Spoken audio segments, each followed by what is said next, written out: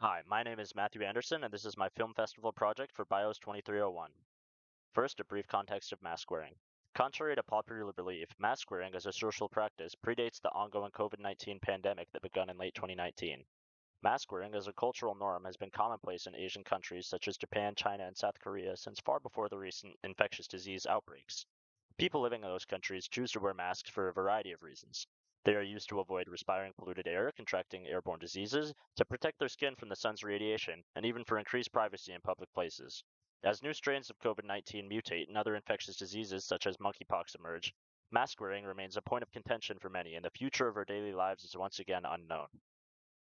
My research focuses on the patterns of mask-wearing behaviors displayed by people during mornings and nights, and my hypotheses reflect this. The better we understand when and where people wear masks, the better chance we have at eradicating COVID-19 as a whole. One assumption to note for this study is that morning and night are defined differently, respectively as 4 a.m. to 12 p.m. and 7 p.m. to 12 a.m. for morning and night. For the methods and approaches, this research was a large group data collection over 11 non-consecutive weeks. Each individual chose a consistent location, day of week, and time of day to conduct the research, and the length of measurement was the same for all people involved, 10 minutes each. People in the area were tallied into 4 groups.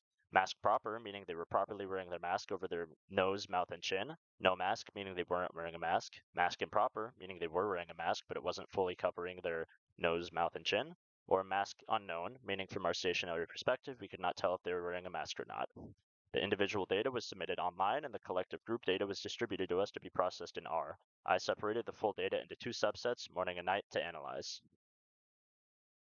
Here you can see the results on a bar plot, and although it may seem very similar between the morning and night data sets, there's actually quite a large difference between the mask proper percentages of morning and night.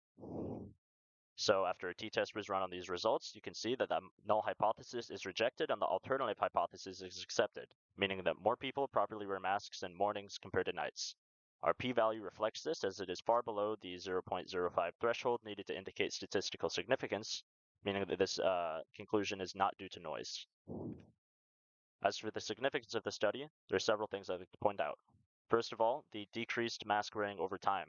Our data shows that less than 10% of people are properly wearing masks in the studied timeframes, while data from 2020 shows that 40 to 90% of people were properly wearing masks depending on local mask mandates. Unless mask wearing rises 30 to 80% in the unexamined timeframes, which is unlikely, this shows that we may be leaving ourselves susceptible to future outbreaks and further COVID-19 strain mutations by failing to wear our masks more often. Furthermore, fewer people wear masks during the evening or night. Other data corroborates with us that fewer people wear masks in the later hours of the day. This could be due to factors such as lower temperatures in mornings compared to evenings, allowing for more comfort when wearing a mask, or more leisure activities taking place at night. Whatever the cause might be, these mask-wearing habits could cause crowded nighttime activities such as clubbing or eating out to become sources of high COVID-19 transmission. Finally, the research connections to the UN Sustainable Development Goals.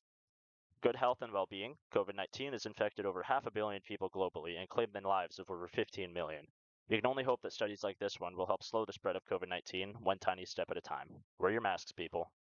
Climate action. It's no secret that global temperatures are on the rise. As fewer people wear masks and temperatures continue to climb, we may see an increased correlation between the two. Keeping our climate livable and our people healthy may be hand-in-hand problems. Nobody likes a sweaty mask. Finally, life on land. While COVID-19 does not meet the World Health Organization requirements to be classified as a zoonotic disease, it can still be transferred to countless species of domestic, wild, and zoo animals. It is our responsibility to keep other inhabitants of the planet alive and well.